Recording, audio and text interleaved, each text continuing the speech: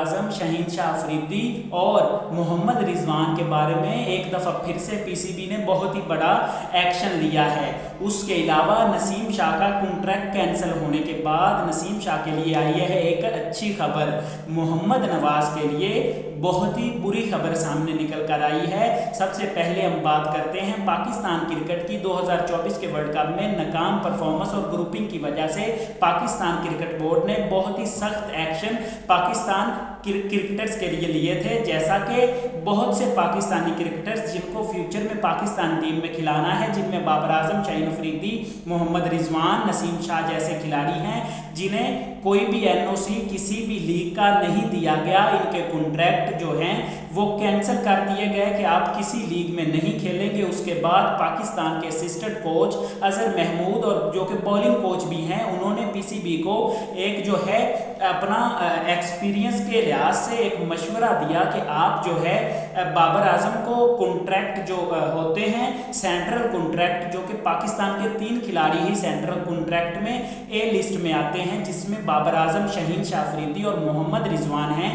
तो अजहर महमूद का ये कहना था कि बाबर आजम को जो है वो इसी कैटेगरी ए में रखें और उसके बाद शहीन शाह अफरीदी और मोहम्मद रिजवान को कैटेगरी बी में डाल दें, ताकि इनकी तबीयत थोड़ी सी फ्रेश हो और इन्हें लगे कि पाकिस्तान के लिए अगर खेलेंगे तो कुछ वसूल कर सकेंगे। उसके बाद कोच गैरी क्रिस्टन, जो कि पाकिस्तान टीम का हेड कोच, बहुत ही तजर्बाकार हेड कोच है, जिसकी पाकिस्तान टीम में होना बहुत ही खुशाइन बात है, जो कि आने वाले टाइम में आपको दिख जाएगी कि ये कितना बड़ा कोच है और पाकिस्तान टीम को कहां से कहां तक ले जा सकता है।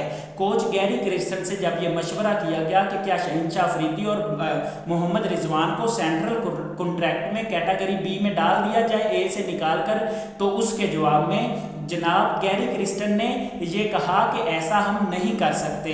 अब आप लॉजिक देखें, जो बड़ा कोच होता है उसकी सोच बड़ी होती है और उसकी सोच जो है वो पॉजिटिव होती है। गैरी क्रिस्टन ने ये कहा कि अगर आप बाबर आजम के साथ शहीन शाह अफरीदी और उसके अलावा मोहम्मद रिजवान को, अगर इन दोनों को आप बी कैटेगरी में रखेंगे और बाबर आजम को ए कैटेगरी में रखेंगे, तो ये ग्रुपिंग नहीं खत्म होगी, फिर से ये ग्रुपिंग वैसे ही चलती रहेगी। और पहले ही माली लिहाज से आप प्लेयर्स को बहुत ही ज़्यादा नुकसान दे चुके हैं। सेंट्रल कॉन्ट्रैक्ट जो हैं वो बिल्कुल ख़त्म करके प्लेयर्स के सेंट्रल कॉन्ट्रैक्ट नहीं, जो कि लीग्स के एनओसीज हैं वो ना देकर आप खिलाड़ियों को बहुत ही ज़्यादा माली नुकसान पहले ही पहुंचा सके हैं।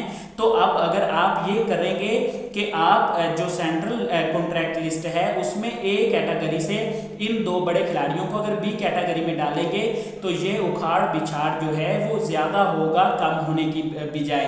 तो इन खिलाड़ियों को जो है वो ए कैटेगरी में ही रखा जाए। उसके बाद नसीम शाह के लिए खुशाइन बात यह है कि नसीम शाह का जो लीग का कॉन्ट्रैक्ट कैंसिल किया गया, एनओसी नहीं नसीम शाह को दिया गया, और ये बहुत ही अच्छा डिसीजन है पीसीबी का, ताकि खिलाड़ियों को इंजरी ना हो और खिलाड़ी जो हैं वो फुली फिट रह सकें। नसीम शाह को जो बहुत ही बड़ी नसीम शाह को खुशखबरी मिली है वो ये है कि नसीम शाह को contract central contract list B से निकालकर, बी कैटेगरी से निकालकर बाबर आजम, शहीन शाह अफरीदी और उसके अलावा मोहम्मद रिजवान के साथ चौथा जो खिलाड़ी कैटेगरी ए में है वो नसीम शाह है। यानी कि 2 पाकिस्तान के बड़े बैटर्स और 2 ही पाकिस्तान के बड़े बॉलर्स इस कॉन्ट्रैक्ट लिस्ट में शामिल हैं। यानी कि नसीम शाह को भी ए कैटेगरी में शामिल किया गया है, जिसमें खिलाड़ियों को बहुत ही बड़े बड़े मुआवजे दिए जाते हैं, बड़े बड़े पैसे दिए जाते हैं। बाबर आजम जितने पैसे अब नसीम शाह भी वसूल करेंगे, और नसीम शाह पाकिस्तान के बहुत ही कमाल के बॉलर हैं।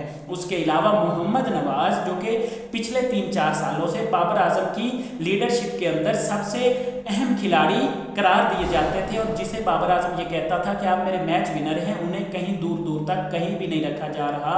और अब तो सेंट्रल कॉन्ट्रैक्ट लिस्ट से भी मोहम्मद नवाज को आउट कर दिया गया है। तो मोहम्मद नवाज का करियर अब बहुत ही बुरी तरह से बुरी तरफ चला गया है।